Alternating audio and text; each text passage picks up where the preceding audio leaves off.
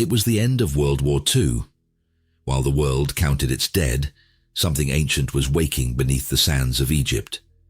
In a place called Nag Hammadi, a cluster of mud brick villages, a farmer named Muhammad Ali stumbled upon a sealed clay jar. At first, he feared it contained a jinn, a spirit, but curiosity won. He shattered it open, and what emerged would shake Christianity to its core. Among the brittle pages was a manuscript no one had seen for over 1,600 years, the Gospel of Thomas, not a story, not a biography, a list of sayings, 114 of them, spoken by Jesus. But something was different.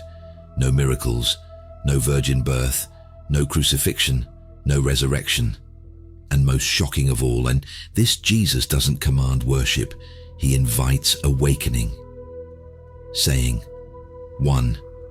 Whoever finds the meaning of these words will not taste death. The very first line is a warning and a promise. Whoever finds the meaning of these words will not taste death. Not believe, not obey. Find the meaning. This wasn't religion, it was a puzzle. To understand Thomas, you must forget the Sunday school Jesus. This is the Jesus who whispers in symbols, who hides knowledge in riddles, who tells you, I am not your savior, I am your mirror. Why it was suppressed. So why was this gospel erased? The early church fathers called it heresy. They feared it wasn't written for the masses more, but for initiates, for those on the inner path. Because if you can find truth without the church, then who holds the power? They burned it, they banned it, but they could not unwrite it. And now, after 1,600 years, it speaks again to you, saying 3, the kingdom is inside you. Jesus said, if those who lead you say, look, the kingdom is in the sky, then the birds will get there first. If they say it is in the sea, the fish will beat you to it. Rather, the kingdom is inside you and it is outside you. Not a place, not a throne in the clouds. The kingdom is consciousness awakened, and it's been waiting inside you all along. The Gospel of Thomas wasn't meant to be understood at first glance. It's written in layers, each saying a key, each key opening a chamber of the soul. Saying 70, that which you have will save you if you bring it forth, but if you do not, it will destroy you. What is it that you are hiding from the world and from yourself? The gospel as inner technology. To the ancients, the body was a temple, the mind, the sanctuary, and sayings like these weren't just poetic, they were instructions, a method for self-transformation. Split wood and I am there, lift a stone and you will find me. Presence, awareness, the divine, not elsewhere, but everywhere. Saying 50, the ultimate mirror. If they say to you, where did you come from? Say, we came from the light, where the light came into being by itself.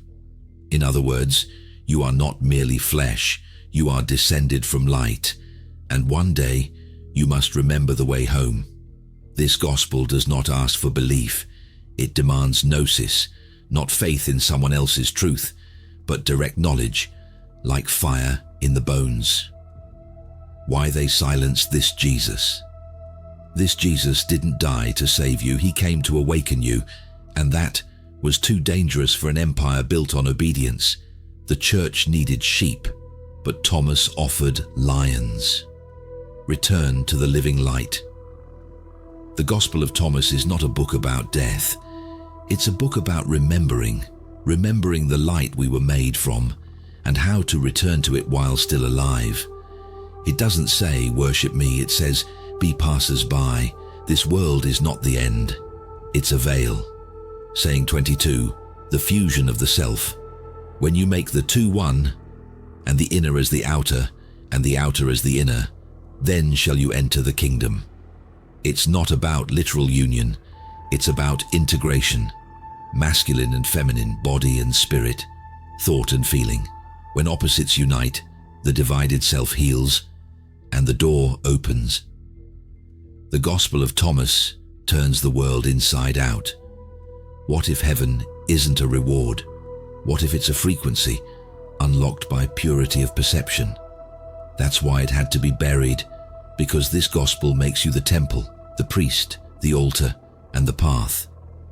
Whoever drinks from my mouth will become like me, and I will become like him.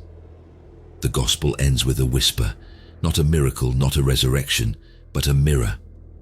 What you seek is already seeking you, but it speaks in silence. Thomas knew not everyone would understand. That's why he hid it in riddles, not to confuse you, but to slow you down until your soul remembered how to read. And now that you've seen, the question remains, will you walk the path of the living Jesus? Only those who seek will find.